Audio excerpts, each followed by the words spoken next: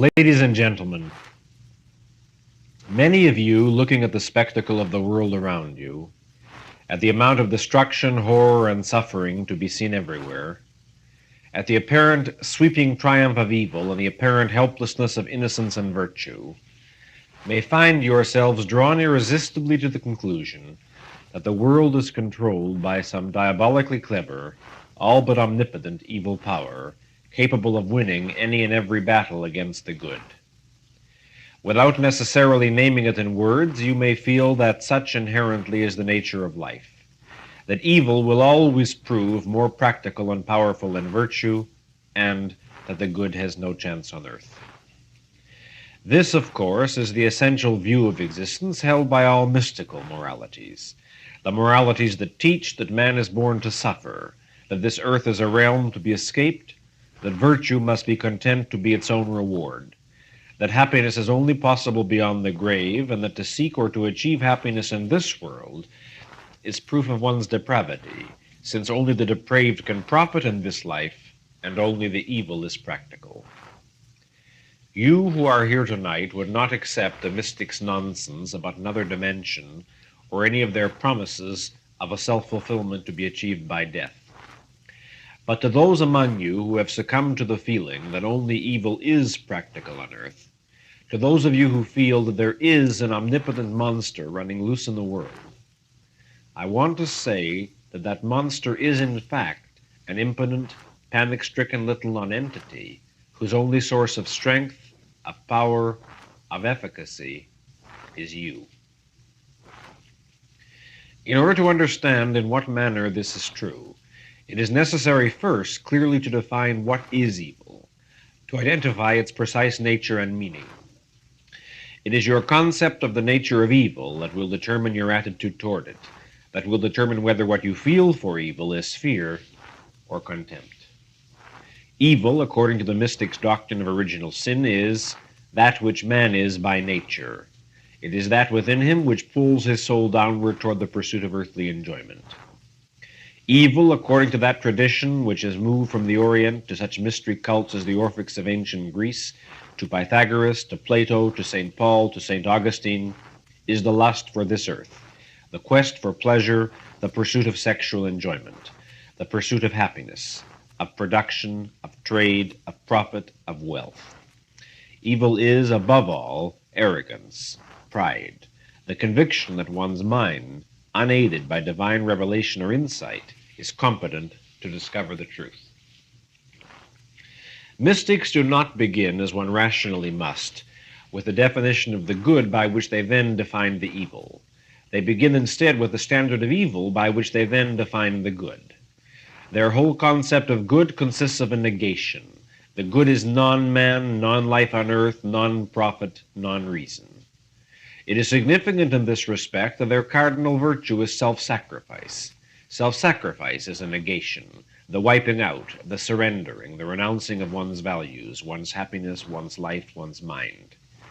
In this sense, they regard evil metaphysically as active and the good as passive. By such a concept of good and evil, it is certainly true that virtue is impractical and vice is practical. The practical means that which is appropriate to the conditions of reality, that which works, succeeds, brings man happiness, profit, and fulfillment. If it is a vice to use one's mind and a virtue to renounce it, if it is a vice to produce but a virtue to be in need, if it is a vice to achieve values but a virtue to forsake them, if it is a vice to be happy but a virtue to suffer, then most certainly the evil is practical and virtue has no chance on earth. But such, in fact, are not the evils which people believe to be practical. The consequence of the mystics' creed that removed morality from life has been to lead men to the belief that actual evils, such as dishonesty, robbery, brutality, are practical. The real alternative to the mystics' morality of death, the morality of life, has never been grasped by men. Failing to think outside the context of the mystics' definitions, they have concluded that if it is moral to place one's faith in the authority of God, it is practical to place one's faith in private whims. That if it is moral to give one's wealth away, it is practical to obtain wealth by force. that if it is moral to sacrifice oneself to others, it is practical to sacrifice others to oneself. That if it is moral to be a masochist, it is practical to be a sadist.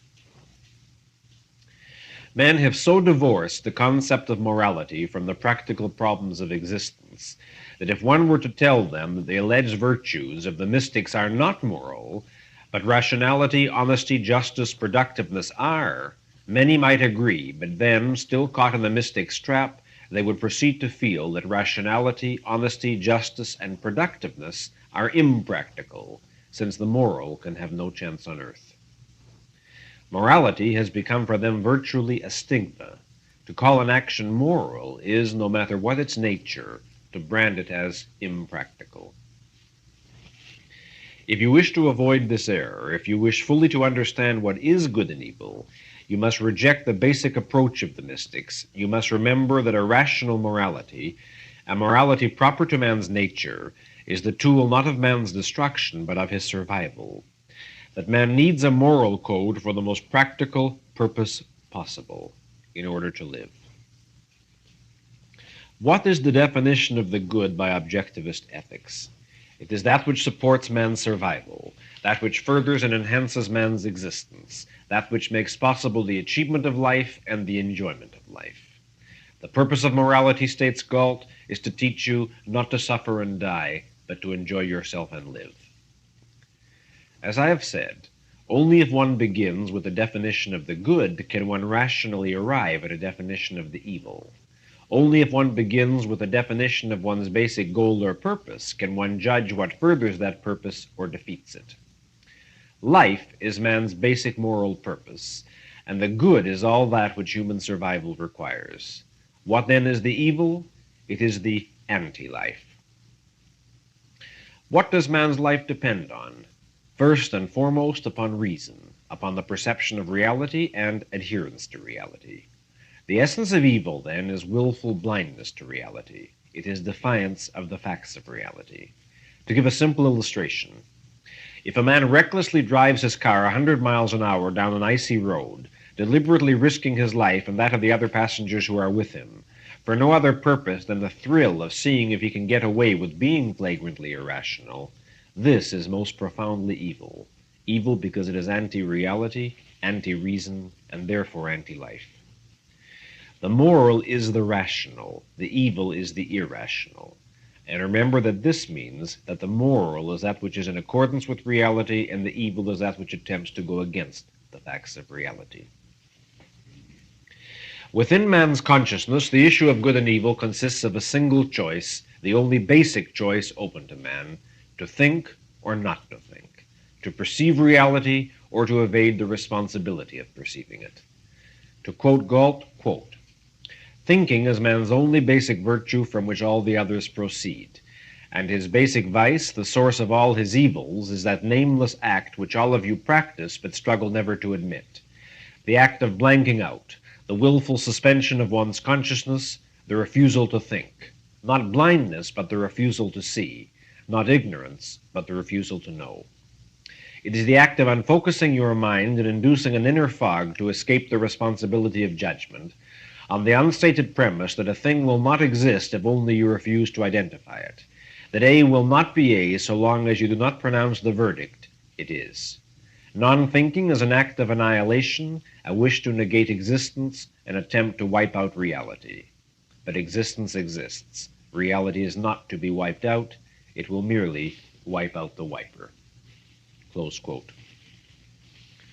All the evils which you see around you, the bewildering contradictions in people's behavior, the dishonesties, the acts of cruelty, of destruction, of expropriation, of torture, of murder, proceed from and are made possible only by the evasions and blankouts of the guilty parties, by their willful suspension of their minds, their blind surrender to blind emotions, their rejection of reason and existence. Evil is self-made blindness. In order to make oneself evil, one has first to make oneself stupid. All the values required for man's survival have to be achieved by virtues. Food, shelter, clothing, happiness, and self-esteem all necessitate positive actions that man must perform. First the action of thinking, then the action of translating one's thought into physical form. Virtue does not consist of a negation.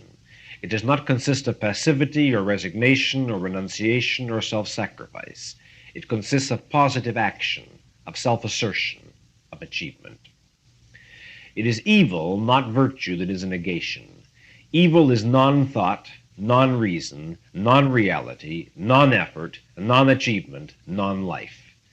And the result of evil in reality is not creation but destruction, not happiness but suffering, not self-fulfillment but self-defeat.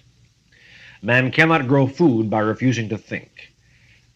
He cannot build a bridge by refusing to think. He cannot develop a new industry by refusing to think. He cannot cure diseases by refusing to think. He cannot achieve the conviction that he is competent and worthy to live by refusing to think. What can man achieve by refusing to think? Concentration camps and insane asylums. The error made by many people is the belief that any rebellion against the traditional mystical altruist morality is automatically and necessarily practical. This is palpably false. Ascetic submission and blind surrender to faith in the will of God is not practical, but neither is hedonistic whim-worshipping. Self-sacrifice is not practical, but neither is the sacrifice of others. Lying on a bed of nails and being fed by the charity of others is not practical, but neither is robbery and murder. Masochism is not practical, but neither is sadism. By what standard are all these things declared to be impractical? By the standard of life and happiness. In the deepest and most metaphysical sense, virtue means efficacy, evil means impotence. By the standard of life and that which life requires, the mystic who spends his time in a self-induced trance, the criminal and the dictator are all equally impotent, all equally ineffectual, all equally incompetent to live. In judging the issue of efficacy and impotence, do not make the error of equating the power to create with the power to destroy. It is not by means of destruction that man achieves his survival. Would you wish to claim that a surgeon who saves a life and a homicidal maniac who takes a life are equally potent and efficacious? Would you wish to claim that a scientist who invents a serum to protect man against disease and a barbarian who slaughters a whole village are equally competent to deal with reality? Would you equate the power of an artist who paints a great canvas with the power of some hysterically envious rival who sets fire to it? Would you equate the efficacy of a businessman who creates a fortune with the efficacy of some hoodlum who robs him? You can hold these men as equally potent only on the premise that there is no significant difference between life and death. If it makes no difference whether a man lives or dies, then it is true that the creator and the killer are equally competent, except that without the standard of life, concepts such as competent, efficacious, and potent no longer have any intelligible meaning. Observe that man does not have to work hard to struggle and to exert the effort of thought in order to achieve the state of impotence. He has merely to abstain from thinking. Impotence is not an achievement. It is the absence of an achievement.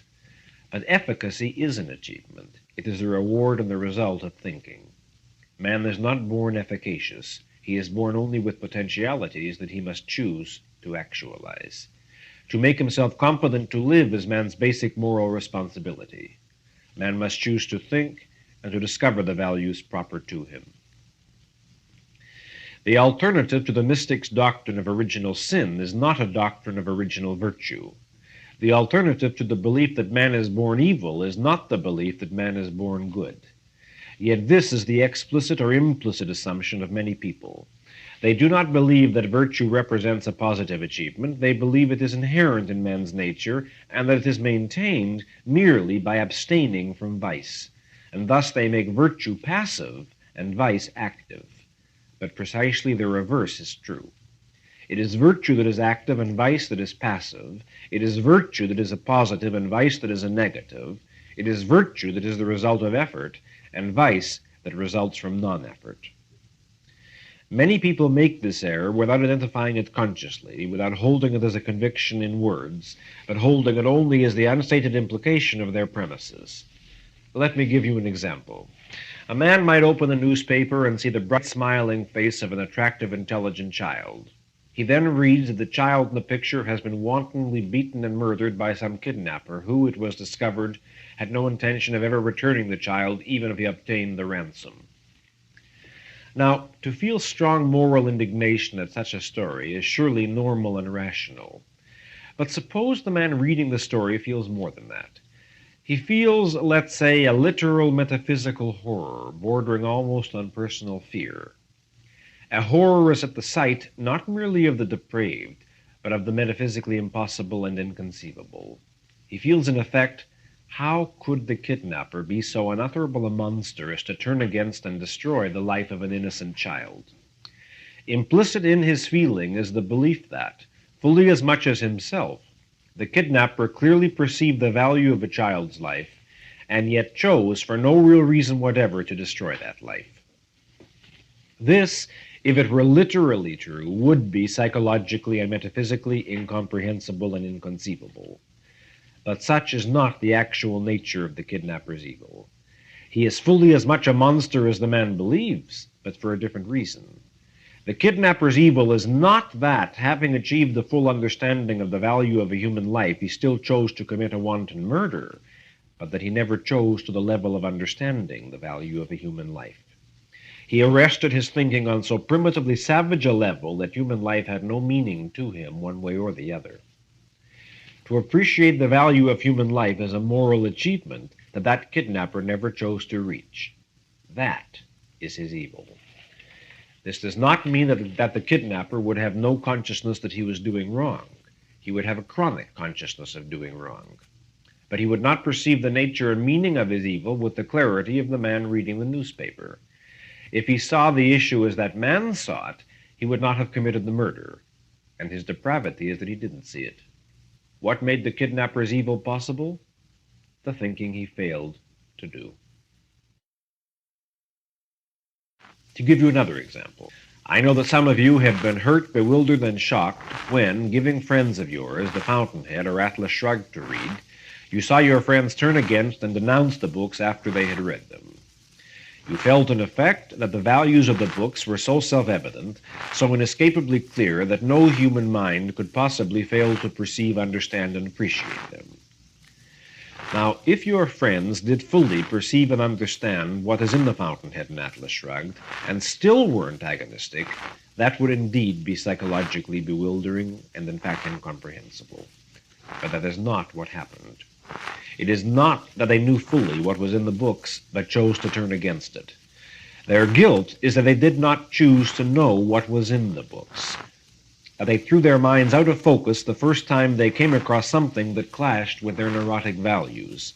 That in reading the books, they were engaged not in the process of perception, but in the process of distortion, with their emotions doing the distorting and directing their judgment. Their guilt is not that they know who is John Galt but turned against him, but that they never achieved the state of knowing who is John Galt. What made their evil possible? The thinking they failed to do. If you feel admiration for Atlas Shrugged, this is a moral achievement.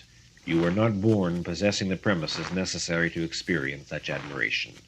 If you possess those premises now, then that is the result of the thinking you have chosen to do.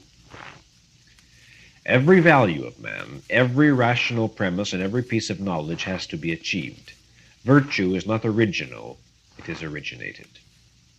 Vice is the absence of virtue. Virtue is not the absence of vice. Death is the absence of life. Life is not the absence of death. Now then, if evil is impotent, if by its nature it can have no power, the question which logically arises is this: how has it been possible for evil to win the victories it has won? Granted that all the irrational can achieve is destruction, what has enabled it to achieve even that on such a wide scale? The answer, ladies and gentlemen, is this: evil, left to its own devices, is powerless. But evil has not been left to its own devices. It has been able to survive by harnessing and placing the power of the good in its service. If, for instance, a man who was totally irrational was left completely alone, he would perish. If he did not choose to think, to perceive reality, and to act in accordance with the facts of reality, if he did not choose to work and produce, he would quickly cease to clutter up the universe with his presence.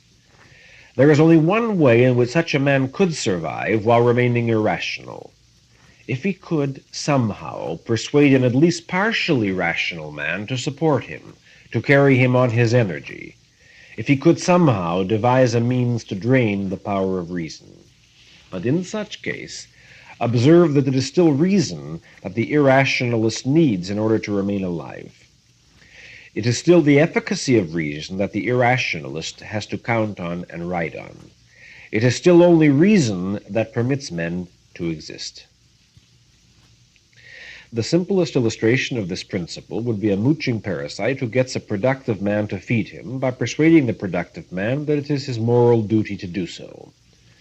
The whole purpose of altruism and the creed of self-sacrifice is to gain precisely this end, to harness the power of the good and to place it at the disposal of the evil.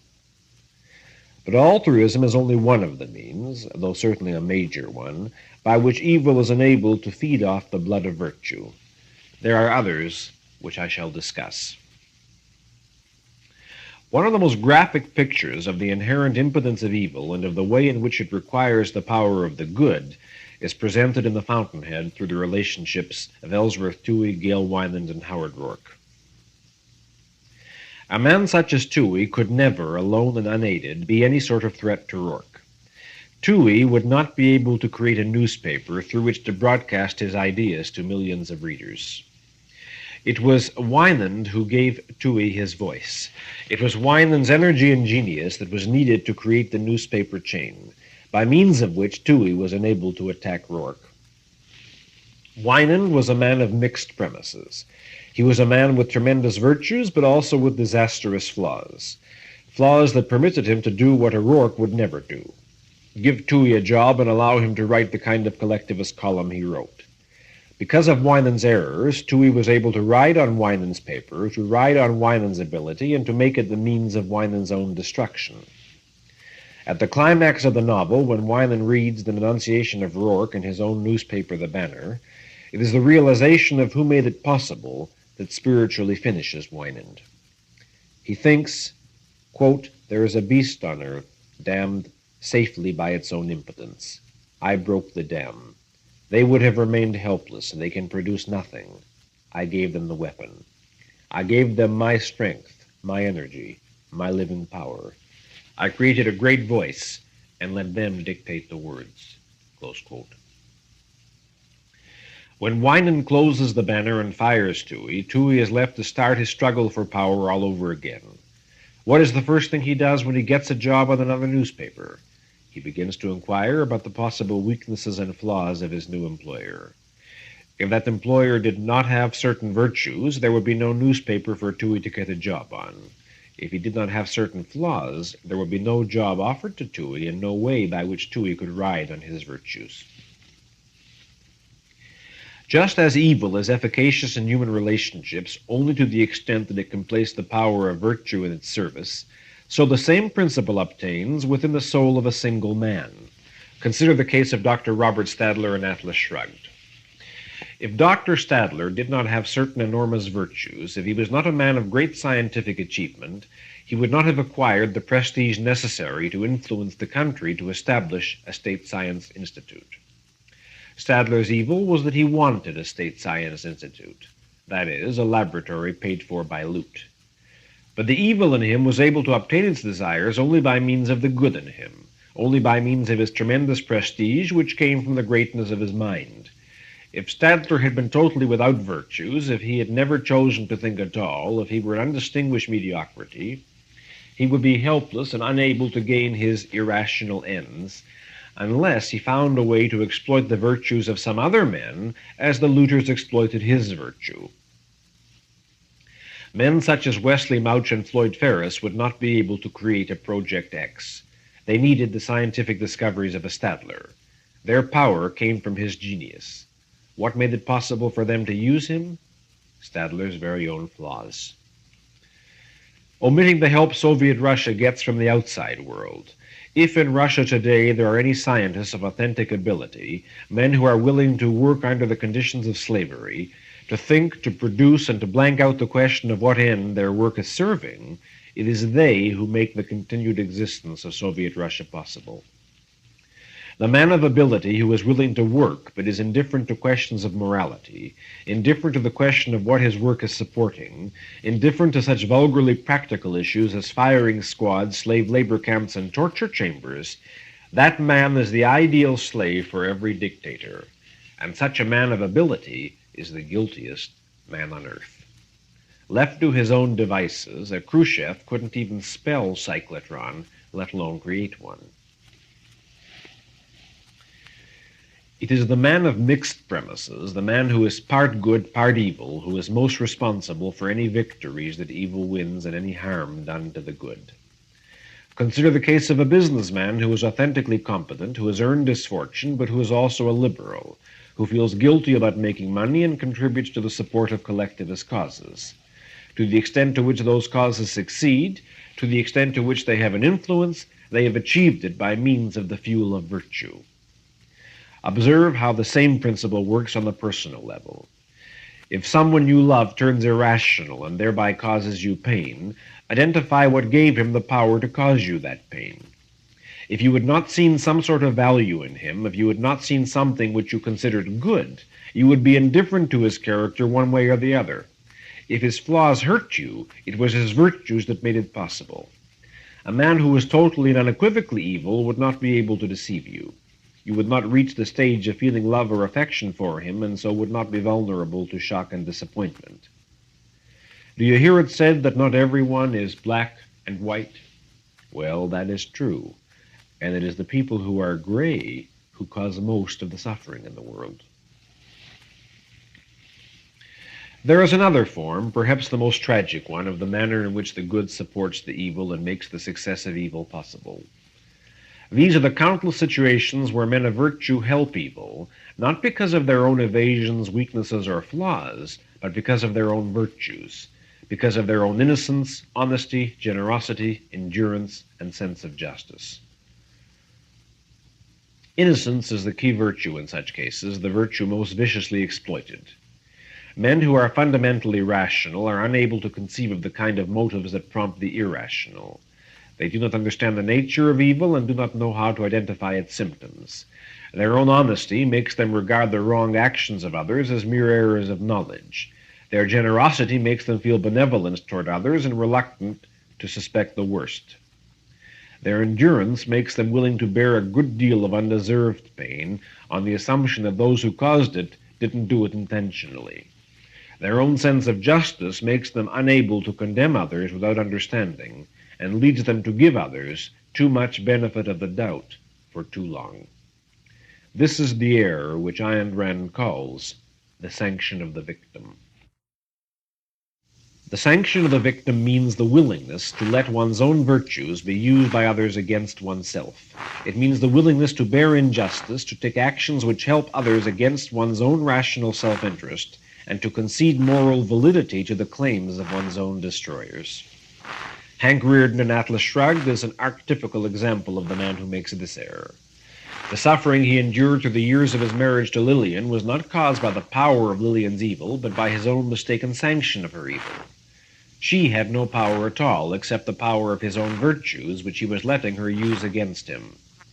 Her only weapons were his virtues, his sense of justice, which made him unwilling to condemn her so long as he could not understand her motives, his sense of honor, which made him unwilling to break his word to divorce her so long as he had no proof of her guilt, his scrupulous conscientiousness, which made him take the blame for any pain he might have caused her, while allowing her to inflict an enormous amount of suffering on him, his generosity, which made him unwilling to hurt her and let her torture him by means of nothing but his own compassion for her, his self-esteem, which made him unable to conceive that any human being could sink to her degree of depravity.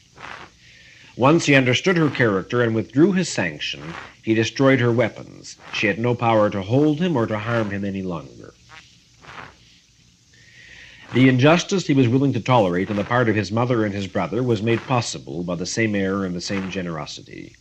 by his recognition of their helplessness and their total dependence upon him, by his unwillingness to hurt them, by his consideration for their feelings while they showed none for him, and by his inability to conceive of their kind of malice.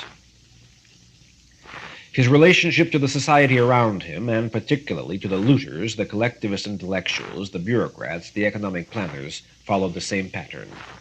He was unable at first to understand their motives and their nature. He felt contempt for the vicious irrationality of their ideas, but he thought that he was dealing with nothing worse than a gang of fools who merely wanted to seize some part of his wealth. He regarded them as mere criminals motivated by material greed for the unearned, which incidentally is an error shared by many people today about the real nature of collectivism. What was the looters' power over him? It was not the power of their guns. Their guns could kill him, but they could not force him to think, to work, to produce. And what the looters wanted was not to kill him, but to enslave him, to make him work for their benefit and supply them with the wealth they needed for their own survival. He was not motivated by fear, nor by any desire to appease them. What then made him accept their injustices, impositions, regulations, and expropriations and continue to work? Nothing but the power of his own virtues.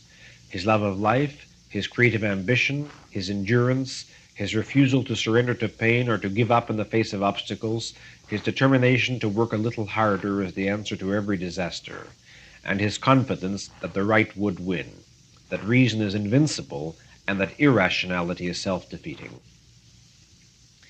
This last was true, of course, but what he had to learn was that reason cannot and must not be placed in the service of irrationality, that his enemies were destroying him by means of his own power. When he grasped it and withdrew his power, when he went on strike, the enormous machine of the collectivist government, with all of its guns, thugs, and directives, lost all of its power over him. It could not hold him or make him work. Now, observe that the crucial cause in any instance of the sanction of the victim is the absence of moral objectivity, which is caused by the absence of an objective moral code. Rearden, as well as all the other men whom Galt called out on the strike, had been acting implicitly on a moral code of their own, the code of life, but they did not know it explicitly, they did not know how profound a moral issue it represented, and they were unable to prove the objective validity of their code. They were in effect forced into the position of subjectivists. Rearden knew that his code, his values, and his actions were right for him, but he could not prove that they were objectively right for everyone, and so long as he could not prove it, he remained morally disarmed and defenseless. This made him give the benefit of the doubt to Lillian, to his family, to the society around him, even though he saw them committing actions which he would never permit himself, actions which by his code were contemptible and evil. When men do not have an objective moral code, a code that can be rationally defined, proved, understood, and applied, the result in all social relationships works to the detriment of the good and to the advantage of the evil. An honest, rational man will struggle to be just to others with no standard by which to determine what is just. And this leaves the door wide open for every miserable little whim worshipper, every sniveling faker of reality, every posturing evader who will be only too glad to rush forward with his claims to the unearned and undeserved, without caring about any question of justice. A man of self-esteem would never want to take advantage of others, neither in spiritual nor in material issues, because he would not want to sink to the level of a parasite who takes the unearned in any form. When in doubt, he would accept a burden rather than switch it to others. This suits perfectly the interests of those men who do not possess self-esteem and are not concerned with their own moral purity, the evaders, the moochers, the parasites. The morality of altruism, of self-sacrifice, is an institutionalized sanction of the victim. No one can ever accept it fully or practice it. But the extent to which a conscientious man might attempt to practice it, at least in part, he becomes the victim who sanctions the evil of his own destroyers, of those who do not mind accepting the sacrifices of others. What altruism has actually accomplished is a state of moral agnosticism in human relationships, so that the best among men act on private, unidentified common sense morality of their own, and are helpless against the evil of the worst among men. If you wish to avoid the trap and the errors of the sanction of the victim, you must learn to pronounce objective moral judgments. You must learn to distinguish in any given situation whether the fault is yours or whether others are taking advantage of you unjustly. This is not always easy to determine, particularly in complex issues and relationships, but justice is the standard which you must learn to apply if you want to arrive at the proper moral estimate. There are two principles to remember in such cases, two characteristics involved in all instances of the sanction of the victim. First, avoid granting anyone any double standard at your own expense. The immorality of using a double standard for your own advantage is generally recognized, as, for instance, permitting yourself the kind of evil actions that you condemn in others. But this is a flaw practiced by men who are fundamentally immoral. What is not generally recognized is the same flaw practiced in reverse and for nobler motives by men who are moral, the mistake of tolerating in others the kind of evils that you would condemn in yourself. Whenever you are able to say about some immoral action, with full rational knowledge of your reasons, I would not permit myself to do this, do not accept, tolerate, forgive, or sanction it when it is done by others. Second, a characteristic attribute of all the situations that involve the sanction of the victim is the fact that you are made to suffer by means of your virtues, not by means of your flaws. If you are made to suffer because of your flaws, if you are blamed, denounced, punished, or hurt because of your own actions, which you know to be evil, this is merely justice, and a rational person will accept it as justice and will work to correct his flaws. But if you find yourself in the situation where the source of your pain is your virtues, where your honesty or fairness or compassion or consideration for others cause you suffering, a suffering you would avoid if you were dishonest, unfair, cruel, or inconsiderate, why then look out. Look for the person who is taking advantage of your virtues and using them against you, and do not hesitate to withdraw your sanction when you discover the culprit. This does not mean that you have to abandon your virtues and become dishonest, unfair, or cruel. It means that you must not allow such vices to others. It means that you have to be just. The simplest example would be a situation which unfortunately occurs too often. If your mother demands that you make a sacrifice for her sake, that you give up the career you want or the girl you love because it makes her unhappy, she is counting on the sanction of the victim. She is counting on your love for her or your consideration to make you suffer. She is using your love for her as a weapon to cause you unhappiness, an unhappiness you would escape if you were indifferent to her. In such a case, you must point out to her the injustice of her policy and refuse to comply. This does not make you cruel and inconsiderate.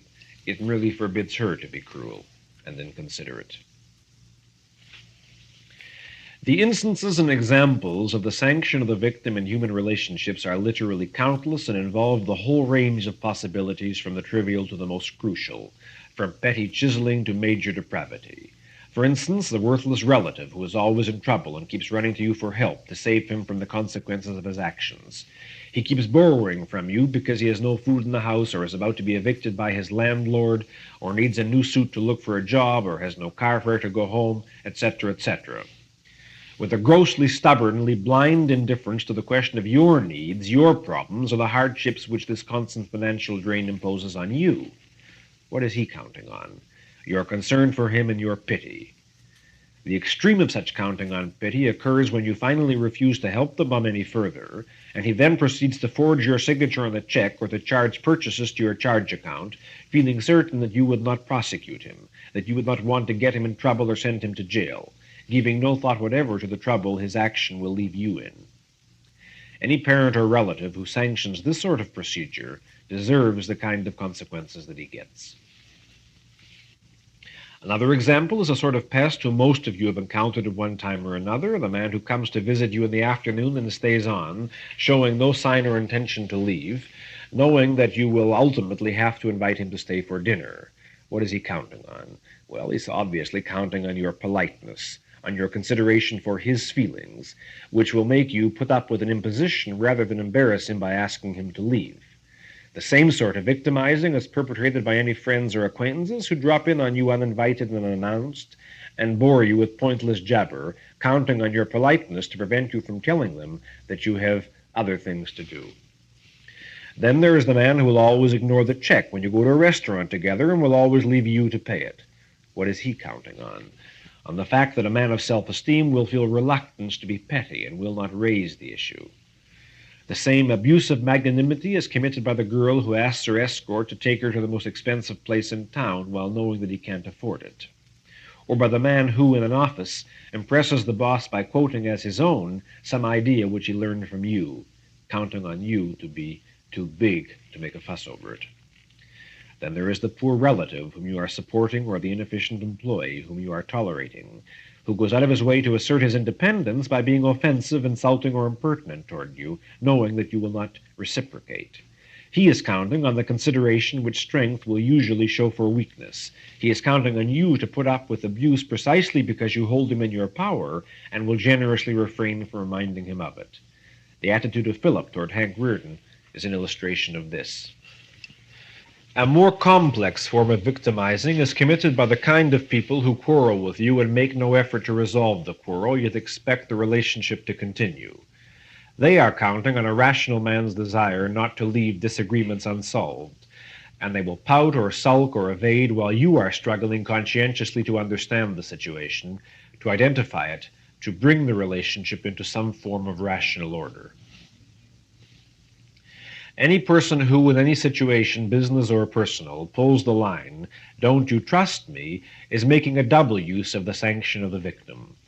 This line is always used in situations where the victim wants objective proof and is asked to substitute trust for objectivity. In business relationships, it comes up in such terms as, "We don't need a written agreement, don't you trust me?" Or, "You don't have to read this long document, just sign it, don't you trust me?" Or, "Oh, I know that this clause in our proposed contract gives me the power to act without consulting you, but I'd never do that, so sign it, don't you trust me?" In personal relationships, it comes up when you question the puzzling or contradictory actions of a wife, a husband, or a friend, who, instead of offering you an explanation, acts offended at your suspiciousness and lack of trust. The double victimizing involved is as follows. First, the desire for objectivity is not the equivalent of mistrust, and the victimizer is putting you on the spot, counting on your reluctance to imply that you consider him dishonest. Second, any man who demands trust is either consciously planning to cheat you or is the type of man who wants to reserve for himself that possibility just in case, because he dislikes the restrictions of an absolute commitment and prefers the freedom of dealing with undefined elastic situations. As practical advice, I suggest that you must never sanction demands of this kind. The proper answer to give is simply that it is not an issue of mistrust, but a matter of principle and objectivity. We have been discussing some of the examples of the sanction of the victim that one encounters in one's daily private life. Now observe the same issue and the same principle of victimizing as it works on a wider social and political scale. The essence of the policy of any dictatorship consists of counting on the sanction of its victims, and it is only the virtue of its victims that makes it possible for a dictatorship to survive. A statist collectivist society of any kind, whether communist or Nazi, represents, I quote from Atlas Shrugged, quote, "millions of men being held in bondage by means of their desire to live, by means of their energy drained in forced labor, by means of their ability to feed their masters, by means of the hostage system, of their love for their children or wives or friends, by means of love, ability, and pleasure as the fodder for threats and the bait for extortion, with love tied to fear, ability to punishment, ambition to confiscation, with blackmail as law, with escape from pain, not quest for pleasure, as the only incentive to effort and the only reward for achievement. Men held enslaved by means of whatever living power they possessed and of whatever joy they found in life." Close quote. What makes so enormous an evil possible? The sanction of those who live under a dictatorship and the less innocent sanction of those outside who either regard it as a noble experiment and a moral ideal, or who give it the benefit of the doubt. The majority of people living under a dictatorship do not consider it an ideal, but neither do they identify it as the kind of evil it is. Most of them sanction it by trying to make terms with it instead of realizing its nature and adopting an attitude of unbending, uncompromising, total, absolute condemnation. a moral condemnation which, even without any chance at physical rebellion, would destroy any dictatorship. The far greater guilt, of course, is the guilt of those outside, of any liberal who advocates cultural exchange with a dictatorship, of any businessman who advocates trade with a dictatorship, of any politician who advocates deals, treaties, and compromises. Some of these people may be merely fools, some are much worse, but the real sanction of the victim is given by the enormous majority of people in the world who sanction those compromisers and thus lend them moral respectability. To understand this clearly, project what would happen in the criminal underworld if the so-called best people of America, the cultural leaders, the professors, the writers, the socialites, the businessmen, the judges, began to invite avowed kidnappers and gangsters to their homes and to treat them as moral equals who have a mere difference of opinion about one's way of making a living. How long would our society remain civilized or be able to maintain even a semblance of the civilized? If you see the point, you understand the way in which it is not the intrinsic power of evil, but the sanction of the victims that makes evil possible on a global scale. To the extent to which the mixed economy shares some of the principles of a dictatorship, the same evils and the same errors can be observed within it. What is the attitude of the American businessmen toward the liberals but an enormous sanction of the victim? There may be individual exceptions which are heard in public less and less frequently, but the majority of businessmen, by conviction or by default, keep apologizing for their virtues, for their achievements, for their profits, and promising to assume more social responsibility, while the liberals keep piling demands, reproaches, insults, and controls upon them. What is a major source of collectivist propaganda today and the funds for fostering such propaganda? The educational foundations established and endowed by such industrial giants of capitalism as Henry Ford, Andrew Carnegie, Rockefeller, Sloan, and many, many others. It is not the power of evil, of collectivism, that created these foundations, but the power of the good, the misguided, misinformed power of productive men, none of whom was a collectivist, but who created the means for the destruction of everything they valued. If you want proof on a grand scale of the manner in which the triumph of evil is made possible only by the help of the good, observe the political relationship between the so-called free world and Soviet Russia, particularly since World War II. All the successes of Soviet Russia in the so-called Cold War were caused, not by any diabolical cleverness on the part of Russia, but by the compromises, surrenders, and cooperation of the free countries, by their lack of moral and intellectual certainty, by their acceptance of the base of collectivist premises, by their weak, irrational, uncertain, vacillating policy, a policy devoid of any purpose, meaning, or moral integrity. Did Russia produce the $11 billion worth of supplies she received during World War II? No, it was handed over to her by the United States. Did Russia defeat Nazi Germany? No, she was being beaten shamefully and retreating as fast as her troops could move until American supplies arrived to help her. Did Russia conquer Berlin? No, American troops deliberately held back in order to let the Russians enter. Who created the preposterous situation of a divided Berlin and of the so-called corridor? Who created a divided Korea and then forbade its soldiers to fight to victory in the ensuing war? Who is draining its own economy to give economic assistance to such defenders of freedom as Tito, Nehru, Castro, and to such strongholds of liberty as communist Poland? Who is pleading with the small countries of the world to form a common front against communism and sanctioning communism by joining Russia in the United Nations, allegedly an institution dedicated to the protection of the world against aggression, which then proceeds to sanction every act of aggression by Russia, every outrage against small countries in the last 15 years? Who achieved all that? The power of Soviet Russia? Communism, like every other evil, is winning by default. It is winning like disease germs that are powerless against a healthy body, but rush in to take over when the healthy, that is, the good, have broken down their own resistance. In large-scale social issues, as well as in private lives, the decisive factor is the moral code of those involved. Whoever sets the moral terms of a society sets its course. When the prevalent morality is on the side of evil, such as the morality of altruism, or when the prevalent state is a moral vacuum, such as the public mood of today, then evil wins, but only by means of the sanction of its victims. It is this sanction that a rational morality must teach men to withdraw. An important corollary to this issue is the question of forgiveness. An indiscriminate, overgenerous granting of forgiveness is one of the ways in which victims help their own destroyers and foster the victory of evil.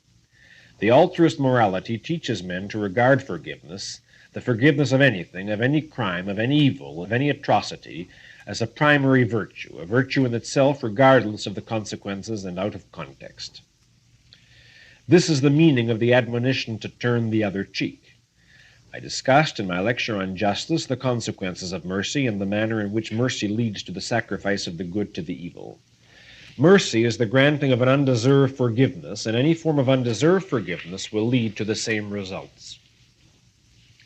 An undeserved forgiveness means that you save a person from the consequences of his evil action. But since the consequences are objective facts, and since you cannot wipe facts out of existence by means of your wish or your kindness, the only way you can save a person from the consequences of his evil is by switching these consequences to yourself or to some other innocent person. For instance, if you pay the bills of a parasitical mooching relative, it is you who then absorb the consequences of his irrationality. If an irresponsible friend asks you to give him a good reference for a job and you do so, you are switching the consequences of his irrationality to the employer. The employer takes your word and hires an inefficient and unreliable employee who will cause him troubles and losses. Since all evil in essence consists of evading or defying the facts of reality, reality would teach a man very rapidly that evil is impractical, and men would learn it or they would perish if you and other victims were not there to forgive them, to absorb their punishment, and thus let them try to get away with greater and still greater evils. If you do this, then don't stare at the world and moan that evil seems to be all-powerful. Don't ask where the power of evil comes from. Ladies and gentlemen, it comes from you. The forgiveness of evil declares to the evildoer that he can defy reality with impunity and that someone will make it possible for him.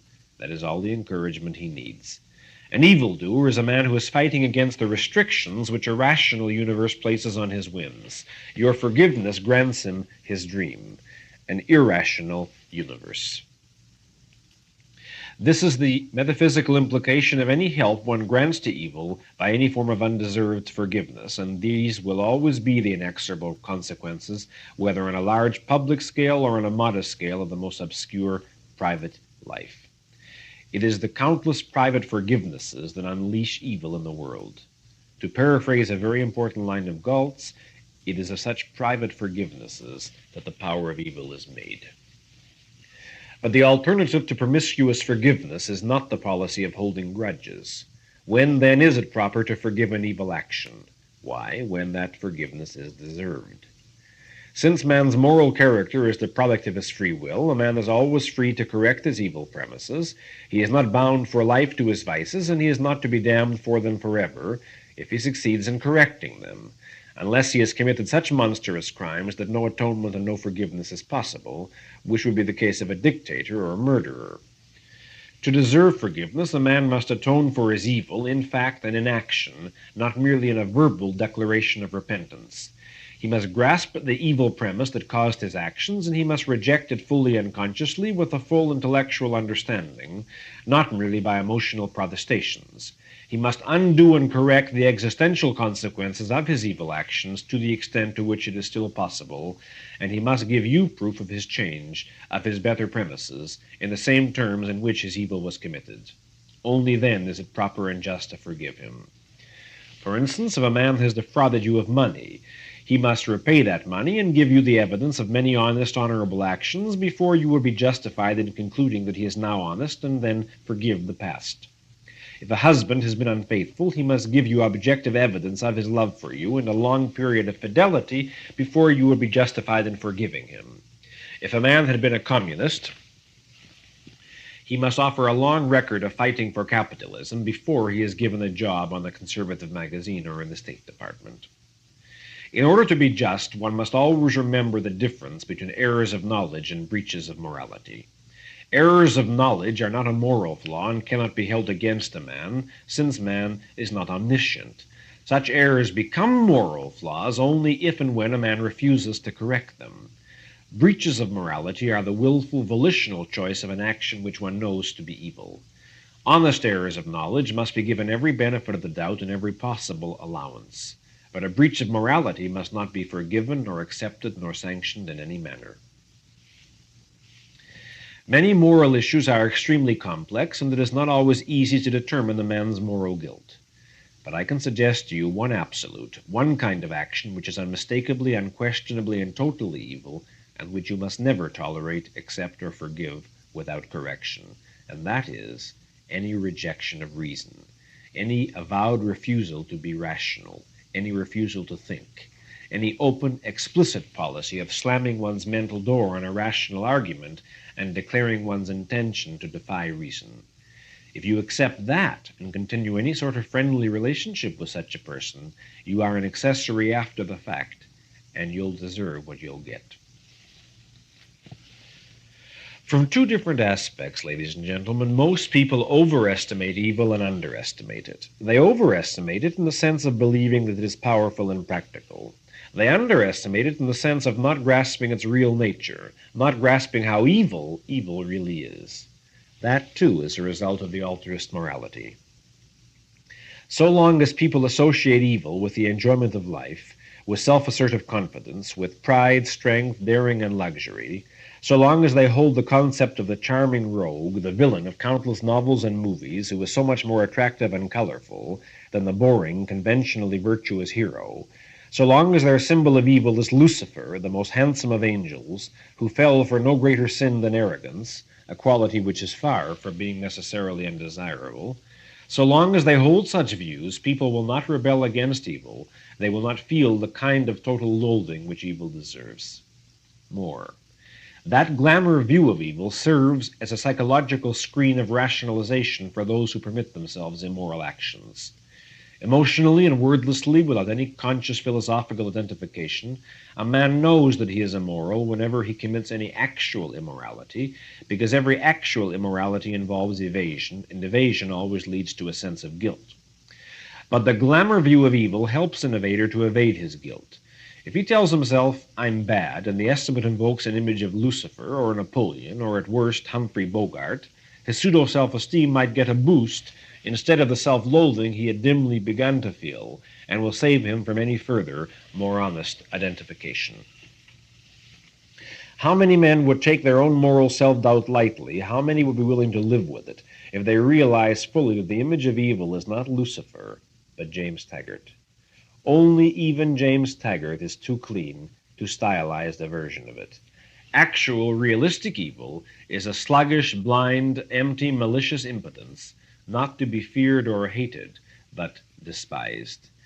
A soul in the image of a combination cockroach, snail, and rat cannot inspire fear, only contempt and loathing.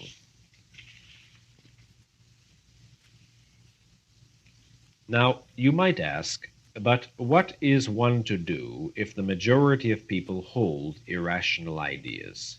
What does one do in an irrational society? The answer is A, do not accept their values, and B, do not permit yourself moral neutrality. This last is the particular form in which most people sanction evil and permit it to triumph. Most people are not evil, but neither are they moral originators willing and able to create and uphold their own values. They accept the given by default. Do not help maintain their malevolent illusion that only evil is practical or possible on earth by giving it the sanction of your silence and your neutrality. If you are afraid to speak, if you remain neutral, you betray those who are not evil and who are struggling to create the kind of world you would like to see. That world will not be created for you by others, nor will you be fit for it if you deserted the battle. Moral neutrality is treason to those who are heroes. The only person who can profit from moral neutrality is the villain. In Dante's Divine Comedy, the lowest rung in hell is reserved, and rightly, for those who in times of moral crisis remain neutral. If you live in an irrational society as we do today, you cannot expect to be as happy as you would be in Atlantis. It is not within any individual's power to change the state of a whole society overnight. What he must be concerned with is only that which is within his power, namely his own values, actions, and choices. No matter what the state of the world around you, you will achieve the maximum of the happiness and success which it is objectively possible to achieve, only if you live your life by a rational code of values. There is no other alternative. If you know that your fellow men are blindly, irrationally rushing toward self-destruction, that is not the time to decide to join them. That is not the time to say, "What can I do alone? I'd better follow their lead and jump off the cliff too."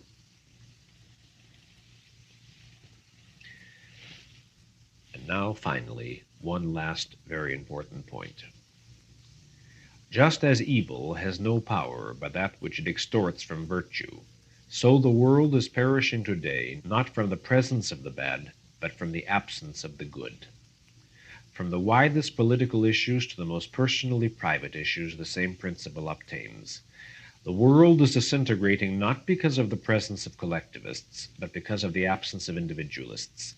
Not because of the presence of scoundrels, but because of the absence of heroes. Not because of the presence of stupidity, but because of the absence of intelligence. Not because of the presence of the Wesley Mouches, but because of the absence of the John Galts. If there are no men of reason, intelligence, and integrity in the world, the mere elimination of a Mouch or a Khrushchev will not create freedom and prosperity.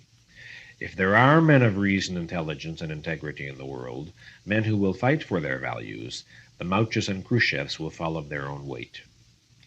The mere removal from office of a Roosevelt, a Truman, an Eisenhower, or a Kennedy would not be sufficient to return America to a free society if there is no George Washington or Judge Narragansett to take their place. One does not create a positive merely by negating a negation. A positive has to be achieved by a positive. Suppose that you have written a great play, but no one is willing to produce it. Now you might feel that what stands in the way of your success are the producers who rejected your play. But identify the actual nature of your problem. It is not the presence of those bad producers, but the absence of one good one. Not the presence of men who can see, but the absence of a man who can see. If you find a producer with the intelligence and integrity to appreciate your play, the others do not matter. It is as though they did not exist. But if there is no good producer, the elimination of the bad ones will do nothing to advance your career. On a still more personal level, suppose that you are desperately lonely because you have found no one with whom you can fall in love. You feel only boredom or indifference toward the people you know. It is not those people who stand in the way of your romantic happiness. Their removal from your life will not provide you with a wife or husband. Only the discovery of a positive value can do that. Whenever you feel that you are frustrated in your happiness by the presence of the evil rather than the absence of the good, ask yourself a single question. If that particular evil did not exist, if somehow it were eliminated, would this provide you with the values and happiness you wanted? Would eliminating your stupid friends give you an intelligent one? Would eliminating incompetence create ability? Would eliminating the employer who wouldn't give you a job provide you with employment? Evil does have the power to harm you and to stand in the way of your happiness in only one instance, when you are subjected to physical force. But you will not achieve a society of rights and freedom from coercion merely by shooting down any one particular gunman or dictator. Such a society has to be won by positive means, by establishing a rational code of ethics and a rational political system. And this is why it is so crucially important to fight for your values and not merely against evil. To those of you who have any lingering confusion about whether evil is to be feared or held in contempt, to those of you who have any doubts about its essential impotence, I should like to say that you will be free of the problem, once and for all, on the day when you fully understand and can give the answer that Rourke gives to Ellsworth Toohey, when Toohey, who has been plotting against Rourke for years, says to him, "Mr. Rourke, we're alone here. Why don't you tell me what you think of me? In any words you wish. No one will hear us." Rourke's answer is, "But I don't think of you." Good night, ladies and gentlemen.